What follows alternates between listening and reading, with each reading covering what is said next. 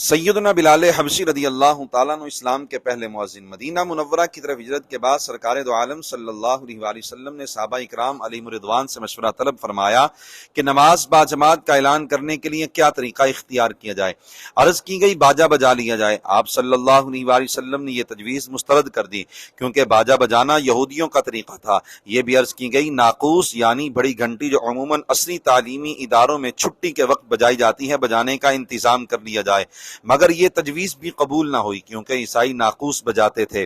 پھر اللہ تعالیٰ کے حکم سے ایک فرشتے نے سیدنا فاروق اعظم رضی اللہ تعالیٰ عنہ اور سیدنا عبداللہ بن زید رضی اللہ تعالیٰ عنہ کو خواب میں اذان سکھائی۔ انہوں نے صبح بارگاہ اقدس میں حاضر ہو کر اپنا خواب سنایا تو جان عالم صلی اللہ علیہ وآلہ وسلم نے ارشاد فرمایا، انہا لرؤیا حق ان شاء اللہ فقم مع بلال فالق علیہ ما رأیت فلیعظم به فانہ اندى صوتا منک، یعنی اللہ تعالیٰ کی مشیت سے یہ ضرور سچا خواب ہے، اٹھو اور جو خواب میں دیکھا ہے وہ بلال کو سکھاؤ، وہ ان کلمات کے ساتھ اذان کہے، تمہاری بنسبت اس کی آواز بلند اور خوبصورت ہے۔ چنانچہ پہلی اذان سیدنا بلال حبشی رضی اللہ تعالی عنہ نے کہی اور پھر سرکار دو عالم صلی اللہ علیہ وآلہ وسلم کے وصال اقدس تک، بلکہ وصال اقدس کے بعد بھی وہ مسجد نبوی کے مؤذن رہے۔ حدیث مبارک میں یہ بھی تربیت ہے کہ مسلمانوں کو ہمیشہ کفار کے ساتھ مشابہت سے بچنا چاہیے، اسی لیے تو اعلان نماز کے لیے باجا اور ناقوس قبول نہیں ہوا تھا۔ نیز اس ارشاد نبوی سے یہ بھی معلوم ہوا کہ سیدنا بلال حبشی رضی اللہ تعالیٰ عنہ کی زبان میں لکنت یا آواز میں عیب نہیں تھا۔